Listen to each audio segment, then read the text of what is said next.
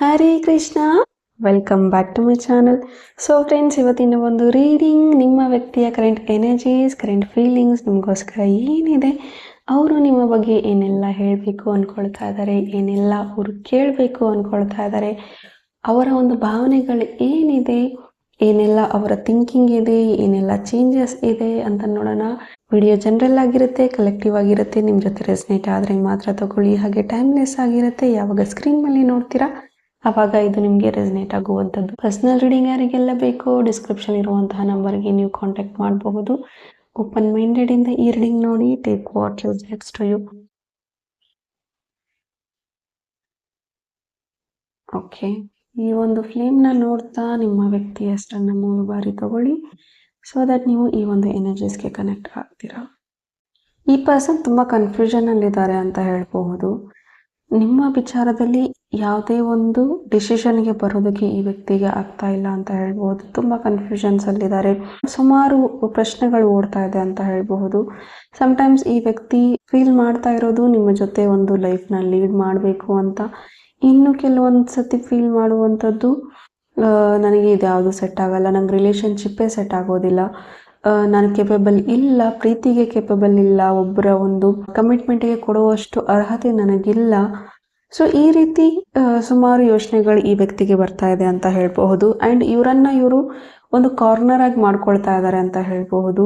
And ನನಗೆ ಯಾರು ಇಲ್ಲ, ನಾನು ಒಂಟಿ, ಆ್ಯಂಡ್ ನನ್ನ ಜೊತೆ ಇರೋರು ಅಥವಾ ನನ್ನ ಜೊತೆ ಯಾರೆಲ್ಲ ಬರ್ತಾರೆ ಅವರ ಲೈಫು ಕೂಡ ಸರಿಗಿರಲ್ಲ, ಖುಷಿಯಾಗಿರಲ್ಲ, ನಾನು ಎಲ್ಲರಿಗೂ ಒಂದು ಅನ್ಲಕ್ಕಿ ಫೆಲೋ, ಅನ್ಲಕ್ಕಿ ಪರ್ಸನ್ ಅನ್ನೋ ಥರನೇ ಈ ವ್ಯಕ್ತಿ ಫೀಲ್ ಮಾಡ್ತಾ ಇರುವಂಥದ್ದು.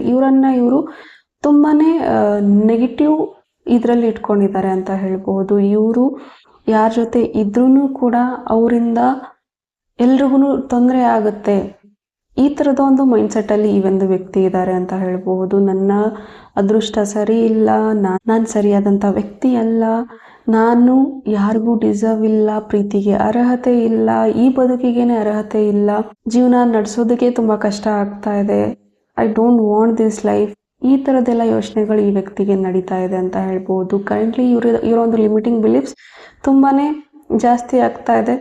ಎಲ್ಲರಂತೆ ನನ್ನ ಜೀವನನೂ ಇದ್ದಿದ್ರೆ ಹೇಗಿರೋದು, ಅಥವಾ ನಾನು ಯಾಕೆ ಹೀಗಿದ್ದೀನಿ, ನನಗೆ ಯಾಕೆ ಹೀಗಾಗ್ತಾ ಇದೆ, ನಾನು ಯಾಕೆ ಸರಿ ಇಲ್ಲ, ಇವರು ಸುಮಾರು ಪ್ರಶ್ನೆಗಳನ್ನ ಕೇಳ್ಕೊಳ್ತಾ ಇದ್ದಾರೆ ಅಂತ ಹೇಳ್ಬೋದು. ಮಾತಾಡೋ ಬರದಲ್ಲಿ ಏನಾದರೂ ಮಾತಾಡಿದ್ರೆ ನಿಮಗೆ ಹರ್ಟ್ ಆದರೆ ಅದಕ್ಕಿಂತ ಹೆಚ್ಚಿನ ನೋವು ಈ ವ್ಯಕ್ತಿಗೆ ಆಗುತ್ತೆ ಅಂತ ಹೇಳಬಹುದು.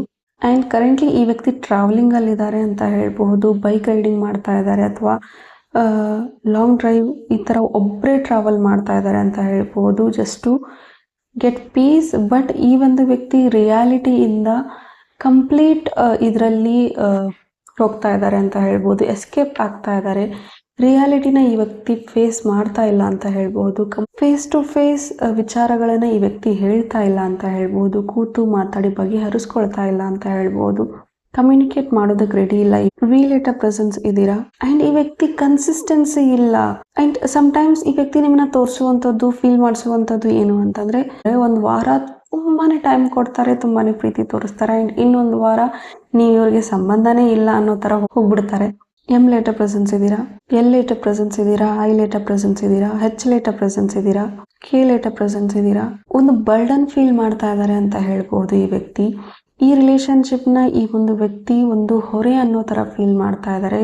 ಜೊತೆ ಮಾತಾಡುವಂಥದ್ದು, ನಿಮ್ಮ ಜೊತೆ ಸಮಯ ಕಳೆದಿರುವಂಥದ್ದು ಎಲ್ಲರೂ ಅರ್ಲಿ ಡೇಸಲ್ಲಿ ತುಂಬಾ ಖುಷಿ ಕೊಡ್ತು. ಬಟ್ ನಾವು ಈ ವ್ಯಕ್ತಿಗೆ ತುಂಬಾ ಉಸಿರು ಕಟ್ಟಿಸ್ತಾ ಇದೆ ನಿಮ್ಮ ಪ್ರೀತಿ ಅಂತ ಹೇಳ್ಬೋದು.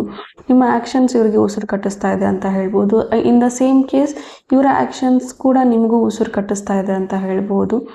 ಆ್ಯಂಡ್ ತುಂಬಾ ಮುಂಚೆ ಥರ ಇರುವಂತಹ ಆ ಒಂದು ಸ್ಪಾರ್ಕ್ ಈ ಒಂದು ರಿಲೇಷನ್ಶಿಪ್ಪಲ್ಲಿ ಇಲ್ಲ ಅಂತ ಹೇಳಬಹುದು. ಮುಂಚೆ ಇರುವಂತಹ ಒಂದು ಬಾಂಡಿಂಗ್ ಈ ರಿಲೇಷನ್ಶಿಪ್ಪಲ್ಲಿ ಇಲ್ಲ ಅಂತ ಹೇಳಬಹುದು. ಮೈಡ್ ಬಿ ಇಲ್ಲಿ ಕೆಲವರು ಮದುವೆ ಆಗಿದ್ದೀರಾ, ಪ್ರೀತಿಸಿ ಕೂಡ ಕೆಲವರು ಮದುವೆ ಆಗಿದ್ದೀರಾ, ಬಟ್ ಮುಂಚೆ ಇರುವಂತಹ ಪ್ರೀತಿ ಬಾಂಡಿಂಗ್ ನಮ್ಮಿಬ್ಬರ ಮಧ್ಯೆ ಇಲ್ಲ ಅಂತಲೂ ಕೂಡ ನಿಮಗೆ ಅನ್ನಿಸ್ತಾ ಇದೆ. ಅಂತಂದರೆ ಸಮ್ವೇರ್ ಇಬ್ಬರ ಒಂದು ಇಂಟ್ರೆಸ್ಟ್ ಕಮ್ಮಿ ಆಗಿದೆ, ಅಥವಾ ಇಬ್ಬರ ಒಂದು ಚೇಂಜ್ ಏನು ಮನುಷ್ಯನ ಗುಣನೇ ಚೇಂಜ್ ಆಗುವಂಥದ್ದು. ಸೊ ಇಬ್ಬರು ಚೇಂಜ್ ಆಗ್ತಾ ಇದ್ದೀರಾ, ಆ್ಯಂಡ್ ಇಬ್ರಿಗೂ ಆ ಚೇಂಜ್ನ ಎಕ್ಸೆಪ್ಟ್ ಮಾಡೋಕೆ ಆಗ್ತಾ ಇಲ್ಲ. ಹೀಗಾಗಿ ಆ ಒಂದು ಬಾಂಡಿಂಗ್ ಏನಿದೆ, ಆ ಒಂದು ಸ್ಪಾರ್ಕ್ ಏನಿದೆ, ಇಲ್ಲ ಅಂತ ಹೇಳ್ಬಹುದು. ಒಂದೇ ಮನೇಲಿ ಇದ್ರೂ ಕೂಡ ಮನಸ್ಸಲ್ಲಿ ಗೋಡೆ ಕಟ್ಕೊಂಡಿದ್ದೀರಾ ಅಂತ ಹೇಳ್ಬಹುದು. ಬೇರೆ ಎಲ್ಲೋ ಹುಡುಕ್ತಾ ಇದ್ದೀರಾ, ನಿಮ್ಮೊಳಗೆ ಇದೆ, ನಿಮ್ಮನ್ನೇ ನೀವು ಇಳಿದು ನೋಡ್ಕೋಬೇಕಾಗತ್ತೆ. ಇನ್ ದ ಸೇಮ್ ಕೇಸ್ ನೀವೇನು ಫೀಲ್ ಮಾಡ್ತಾ ಇದ್ದೀರಾ, ಈ ಪರ್ಸನ್ ಅದನ್ನೇ ಸೇಮ್ ಫೀಲ್ ಮಾಡ್ತಾ ಇರುವಂಥದ್ದು. ಇಬ್ಬರ ಮಧ್ಯೆ ಕಮ್ಯುನಿಕೇಶನ್ ಇಲ್ಲ, ಕ್ಲಾರಿಟಿ ಇಲ್ಲ, ಎಫರ್ಟ್ ಇಲ್ಲ, ಶೋ ಮಾಡ್ತಾ ಇಲ್ಲ, ಜೊತೆಗಿದ್ದೀವಲ್ಲ. ಒಂದೇ ಮನೇಲಿ ಸ್ಟ್ರೇಂಜರ್ಸ್ ಥರನೂ ಕೂಡ ನೀವು ಬದುಕ್ತಾ ಇದ್ದೀರಾ ಅಂತ ಹೇಳ್ಬಹುದು. ಕೆಲವರು ಲಿವಿನಲ್ಲಿ ಇದ್ದೀರಾ ಅಂತ ಹೇಳ್ಬಹುದು, ಅಥವಾ ಪಾರ್ಟ್ನರ್ಸ್ ಇದ್ದೀರಾ, ಮ್ಯಾರಿಡ್ ಆಗಿದ್ದೀರಾ, ಅಥವಾ ಲಿವಿನ್ ರಿಲೇಶನ್ಶಿಪ್ಪಲ್ಲಿ ಇದ್ದೀರಾ. ಏನೇ ಇರಲಿ ಒಟ್ಟಿಗೆ ಇದ್ದೀರಾ, ಬಟ್ ಮನಸ್ಸು ಇಬ್ಬರದು ಒಟ್ಟಿಗೆ ಇಲ್ಲ. ಇಬ್ಬರ ಮನಸ್ಸು ಬೇರೆನೇ ಹೇಳ್ತಾ ಇದೆ. ಸೊ ಆ ರೀತಿ ಇದ್ದಾಗ ಸಫೋಕೇಟ್ ಇಂದ ಉಸಿರು ಕಟ್ಟಿಸ್ಕೊಂಡು ಇರೋದಕ್ಕೆ ಹೋಗಬೇಡಿ.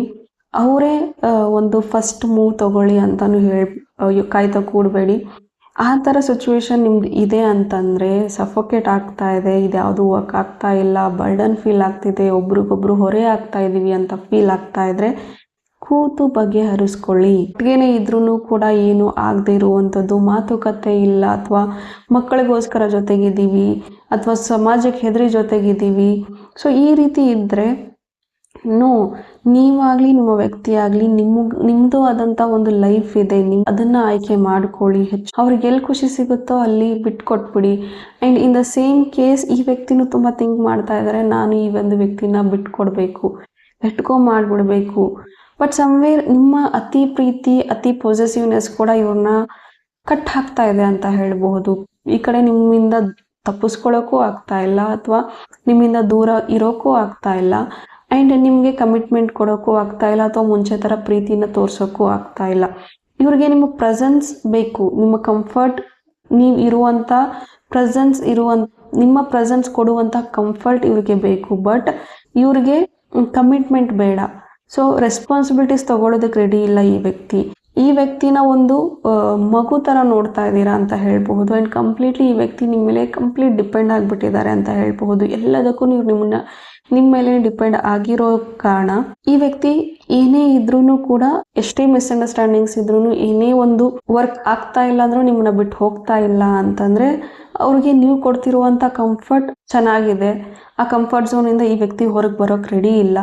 ಹೀಗಾಗಿ ನಿಮಗೆ ತುಂಬಾ ಹೊರೆ ಕೊಟ್ಟು, ನಿಮಗೆ ತುಂಬಾ ಮೆಂಟಲಿ, ಐ ನೋ ಈ ಥರ ಸಿಚುವೇಶನ್ ಇದ್ದಾಗ ನಿಮಗೆ ತುಂಬ ಮೆಂಟಲಿ ಸ್ಟ್ರೆಸ್ ಆಗ್ತಾ ಇರುತ್ತೆ, ಆ್ಯಂಡ್ ತುಂಬ ಡಿಪ್ರೆಷನಿಗೂ ಹೋಗ್ತಾ ಇರ್ತೀರ ಕೆಲವರು. So raise your voice. ನಿಮಗೋಸ್ಕರ ಈ ಟೈಮಲ್ಲಿ, ಈ ಸಂದರ್ಭದಲ್ಲಿ ನಿಮ್ಮನ್ನು ನೀವು ಚೂಸ್ ಮಾಡ್ಕೊಳ್ಳಿ. And you have a choice to take decision. Okay, ನೀವು ಎಲ್ಲ ರೀತಿಲೂ ಟ್ರೈ ಮಾಡಿದ್ದೀರಾ, ಎಲ್ಲ ರೀತಿಲೂ ನಾನು ಈ ರಿಲೇಷನ್ಶಿಪ್ನ ಉಳಿಸ್ಕೊಳ್ಳೋದಕ್ಕೆ ಪ್ರಯತ್ನ ಪಟ್ಟಿದ್ದೀನಿ, ಬಟ್ ಯಾವುದು ವರ್ಕ್ ಆಗ್ತಾ ಇಲ್ಲ ಅಂದರೆ, yes, you can walk out, you can cut off this relationship. And in the same case ಈ ವ್ಯಕ್ತಿ ಮನಸ್ಸಲ್ಲಿ ನಿಮ್ಮಿಂದ ದೂರ ಆಗಬೇಕು, ಮೂವ್ ಆನ್ ಆಗಬೇಕು ಅನ್ನೋದೇ ಮನಸ್ಸಲ್ಲಿದೆ.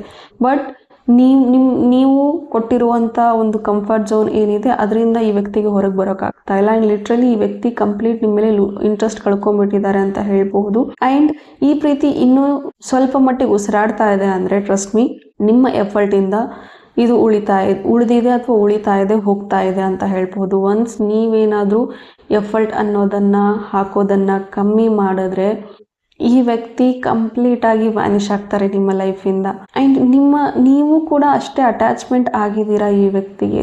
ಕಂಪ್ಲೀಟಾಗಿ ಇವರೇ ನನ್ನ ಪ್ರಪಂಚ ಅನ್ನೋ ರೀತಿಯಲ್ಲಿ ನಿಮ್ಮ ಸೆಲ್ಫ್ನ ನೀವು ಮರೆತು ಈ ವ್ಯಕ್ತಿ ಜೊತೆ ಇರೋದ್ರಿಂದಾನೇ ಈ ವ್ಯಕ್ತಿ ಅಷ್ಟು ಗ್ರಾಂಟೆಡ್ ಆಗಿ ನಿಮ್ಮನ್ನ ತಗೊಂಡಿದ್ದಾರೆ ಅಂತ ಹೇಳ್ಬಹುದು. Once take your power back. Once ಈ ವ್ಯಕ್ತಿನ, ಇಲ್ಲ ನಾನು ಆ ವ್ಯಕ್ತಿನ ಒಂದು ಮೇನ್ ಇದರಲ್ಲಿ ಇಟ್ಟಿದ್ದೀನಿ, ಈ ವ್ಯಕ್ತಿ ಅಷ್ಟು ಸ್ಪೆಷಲ್ ಇಲ್ಲ ಅನ್ನೋ ಒಂದು ಪ್ರಾಕ್ಟಿಕ್ಯಾಲಿಟಿಗೆ ನೀವು ಬನ್ನಿ, ಆ ಒಂದು ರಿಯಾಲಿಸ್ಟಿಕ್ ಥಿಂಗಿಗೆ ನೀವು ಬನ್ನಿ ಅಂದಾಗ ಯಾವುದು ಸರಿ ಯಾವುದು ತಪ್ಪು ಅನ್ನೋದರ ಅರಿವು ನಿಮಗೆ ಆಗೋದಕ್ಕೆ ಶುರು ಆಗುತ್ತೆ. And there is a lot of attachments here. And ಅಟ್ಯಾಚ್ಮೆಂಟಿಂದ ಬಿಟ್ಕೊಡೋಕೆ ಆಗ್ತಾ ಇಲ್ಲ. ಪ್ರೀತಿಗಿಂತ ಅಟ್ಯಾಚ್ಮೆಂಟ್ ಜಾಸ್ತಿ ಆಗಿದೆ, ಮೋಹ ಜಾಸ್ತಿ ಆಗಿದೆ. ಆ್ಯಂಡ್ ಅಬ್ಸೆಷನ್, ನಾನು ಎಲ್ಲಿ ಕಳ್ಕೊಂಡ್ಬಿಡ್ತೀನೋ, ನನ್ನ ಬಿಟ್ಟು ಯಾರು ಹೋಗಬಾರ್ದು, ನನಗೆ ಬೇಕಾಗಿರೋದು ನನಗೇ ಬೇಕು. ಆ್ಯಂಡ್ ಇಲ್ಲಿ ಪ್ರೀತಿಗಿಂತ ಹೆಚ್ಚಿಂದು ಸ್ವಾರ್ಥ ಇದೆ, ಮೋಹ ಇದೆ, ನನಗೆ ಸಿಗದೆ ಇರೋದು ಇನ್ಯಾರಿಗೂ ಸಿಗಬಾರ್ದು ಅನ್ನೋದಿದೆ. ಪ್ರೀತಿ ಯಾವಾಗ್ಲೂ ಫ್ರೀ ಆಗಿ ಬಿಟ್ಬಿಡ್ತಾರೆ. ಪ್ರೀತಿ ಮಾಡೋರು, ಓಕೆ ಐ ಲವ್ ಯು, ನೀನು ಎಲ್ಲೇ ಇರು, ಹೇಗೆ ಇರು, ಖುಷಿಯಾಗಿರು ಅಂತ. ಬಟ್ ಇಲ್ಲಿ ಹಿಡಿದಿಟ್ಕೊಳ್ಳೋ ಪ್ರಯತ್ನ ಆಗ್ತಾ ಇದೆ. ನಿಮ್ಮನ್ನು ಈ ವ್ಯಕ್ತಿ ಬಿಟ್ಕೊಡ್ತಾ ಇಲ್ಲ, ಆ್ಯಂಡ್ ನಿಮಗೂ ಒಂದು ಕ್ಲಾರಿಟಿ ಕೊಡ್ತಾ ಇಲ್ಲ. ದಟ್ ಈ person don't want again a commitment, but ನಿಮ್ಮ ಪ್ರೆಸೆನ್ಸ್ ಬೇಕು, ನಿಮ್ಮ ಕಂಫರ್ಟ್ ಬೇಕು. ಈ ವ್ಯಕ್ತಿ ಹೀಲ್ ಆಗಬೇಕು. ಈ ವ್ಯಕ್ತಿ ಹೀಲ್ ಆಗದೆ ಈ ವ್ಯಕ್ತಿ ಕಂಪ್ಲೀಟ್ ಎಂಟಿ ಕಪ್ ಆಗಿದ್ದಾರೆ. ಈ ವ್ಯಕ್ತಿ ಮನಸ್ಸಲ್ಲಿ ಪ್ರೀತಿ ಆಗಲಿ, ಸೆಲ್ಫ್ ಬಗ್ಗೆ ಯೋಚನೆ ಆಗಲಿ ಯಾವುದು ಇಲ್ಲ. ಈ ವ್ಯಕ್ತಿ ಹತ್ರ ಏನು ಇಲ್ಲ ಅಂದಾಗ ನಿಮಗೆ ಏನು ಕೊಡೋಕ್ಕೆ ಸಾಧ್ಯ? ಆ್ಯಂಡ್ ನಿಮ್ಮ ಹತ್ರ ಇರೋದನ್ನು ಕೂಡ ಎಲ್ಲ ಕೊಟ್ಟು ನೀವು ಕೂಡ ಈಗ ಖಾಲಿಯಾಗಿ ಕೂತ್ಕೊಂಡಿದ್ದೀರಾ. And you are not trying to fill your cup. Don't do that guys, don't do that. Everyone deserves freedom. Yes, ಪ್ರೀತಿ ಬೇಕು, ಬಟ್ ಪ್ರೀತಿನೇ ಉಸಿರು ಕಟ್ಟಿಸ್ಬಾರ್ದು. ಪ್ರೀತಿ is a part of life. ಪ್ರೀತಿ ಒಂದು ಸಪೋರ್ಟ್ ಇರಬೇಕು, ಒಂದು ಗ್ರೋತ್ ಇರಬೇಕು. ನೀವು ಸ್ವಲ್ಪ ಗಟ್ಟಿ ಮನಸ್ಸು ಮಾಡಿದ್ರೆ ಈ ಥರದ ಒಂದು ಟಾಕ್ಸಿಕ್, ಈ ಥರದ ಒಂದು ಸೇಮ್ ಲೂಪಿಂದ ನೀವು ಹೊರಗೆ ಬರಬಹುದು. ಆ್ಯಂಡ್ ಮೈಟ್ ಬಿ ಇಲ್ಲಿ ನೀವು ಯಾರು ನೋಡ್ತಾ ಇದ್ದೀರಾ, ಇದು ನಿಮ್ಮದು ಫಸ್ಟ್ ರಿಲೇಷನ್ಶಿಪ್ ಅಲ್ಲ. ಈ ಥರದ್ದೇ situation might be second or third ರಿಲೇಷನ್ಶಿಪ್ಪಲ್ಲಿ ನೀವು ಇದ್ದೀರಾ. ಆ್ಯಂಡ್ ಸೇಮ್ ರಿಪೀಟೆಡ್ ಪ್ಯಾಟರ್ನ್ಸ್ನ ನೀವು ಅಟ್ರಾಕ್ಟ್ ಮಾಡ್ತಾ ಇದ್ದೀರಾ. And it's time to heal yourself, heal your heart chakra, remove, break your patterns, cut the cards.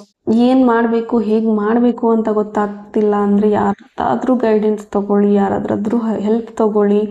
ಆದಷ್ಟು ನಿಮಗೆ ನೀವು ಹೋಪೋನೋಪೋನೋ ಸ್ಟಾರ್ಟ್ ಮಾಡ್ಕೊಳ್ಳಿ. ರೋಸ್ ಕ್ವಾರ್ಟ್ಸ್ ಬ್ರೇಸ್ಲೆಟ್ನ ಯೂಸ್ ಮಾಡ್ಕೊಳ್ಳಿ ನೀವು. And some people getting pains, joint pains ಬರ್ತಾ ಇದೆ because you are suppressing your emotions, and some people are getting pain here you are getting pain. I'm sensing that some are getting pain there. ಅಲ್ಲಿ ಎಲ್ಲಿ pain ಆಗ್ತಾ ಇದೆ ಅಲ್ಲಿ just tap and release that energy. And please guys, ನೀವು ಯಾರು ಈ video ನೋಡ್ತಾ ಇದ್ದೀರಾ, take actions about your life. You deserve better. Okay, ಈ ಥರದ ಲೂಪಲ್ಲಿ ನೀವು ಇರಬೇಡಿ. ಆದಷ್ಟು ನಿಮ್ಮ ಲೈಫ್ನ ನಿಮ್ಮ ಕೈಯಲ್ಲೇ ಇದೆ. ನಿಮ್ಮ ಲೈಫ್ನ ನೀವು ಚೂಸ್ ಮಾಡ್ಕೊಳ್ಳಿ. Just ask your self, life long ನಾನು ಇದೇ ರೀತಿಯ ಒಂದು ಲೈಫ್ ಅಲ್ಲಿ ನಾನು ಬದುಕಬೇಕಾ, ಅಥವಾ ನಾನು ಒಬ್ಬರೇ ಇದ್ರೂ ನನ್ನ ಲೈಫ್ನ ನನಗೆ ಹೇಗೆ ಬೇಕೋ ನಾನು ಹಾಗೆ ಬದುಕಬೇಕಾ ಅನ್ನೋದ್ರ ಬಗ್ಗೆ ಯೋಚನೆ ಮಾಡಿ. ಅಲ್ಲಿ ನಿಮಗೆ ಖಂಡಿತ ಆನ್ಸರ್ಸ್ ಅನ್ನೋದು ಸಿಗುತ್ತೆ. ನಿಮಗೆ ಇನ್ನೂ ಕ್ಲಾರಿಟಿ ಏನೂ ಸಿಕ್ಕಿಲ್ಲ ಅಂದರೆ you can contact me for personal readings. ನಿಮ್ಮ ಪರ್ಸನ್ ಕಂಪ್ಲೀಟ್ ಹೀಲ್ ಆಗಬೇಕು ಆ್ಯಂಡ್ ಆ ಕಡೆಯಿಂದ ಎಫರ್ಟ್ ಬರಬೇಕು. ಇಲ್ಲ ಮೇಡಮ್, ನಾನು ಇವ್ರಿಗೋಸ್ಕರ ಕಾಯ್ತೀನಿ ಅಂತಂದರೆ ನಿಮ್ಮ ಹಾರ್ಟ್ ಚಕ್ರನ ನೀವು ಹೀಲ್ ಮಾಡ್ಕೊಳ್ಳಿ. ಸ್ಟಾರ್ಟ್ ಹೋಪೋನೋಪೋನೋ. ನಿಮ್ಮ ಬದುಕಿನ ಒಂದು ಹಿಡಿತ ನಿಮ್ಮ ಕೈಯಲ್ಲೇ ಇದೆ. ಯಾರು ನಾವು ಬೀಳ್ತೀವಿ ಅಂದಾಗ, ನಾವು ಬಿದ್ದಾಗ ಯಾರು ಎಬ್ಸಕ್ಕೆ ಬರೋದಿಲ್ಲ. ನೀವು ಬಿದ್ದಿದ್ದೀರಾ ಈಗ ಅಂತಂದರೆ ನೀವೇ ಎದ್ದೇಳಬೇಕು, ನೀವೇ ಹೀಲ್ ಆಗಬೇಕು.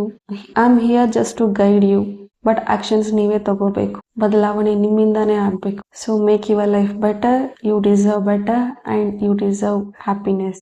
ಇದಾಗಿತ್ತು ನಿಮ್ಮ ಒಂದು ರೀಡಿಂಗ್. ಹೋಪ್ ಈ ರೀಡಿಂಗ್ ನಿಮಗೆ ಇಷ್ಟ ಆಗಿದೆ ಅಂತ ಭಾವಿಸ್ತೀನಿ. ಇಷ್ಟ ಆಗಿದ್ರೆ ಕಮೆಂಟಲ್ಲಿ ತಿಳಿಸಿ. Thank you. God bless you all.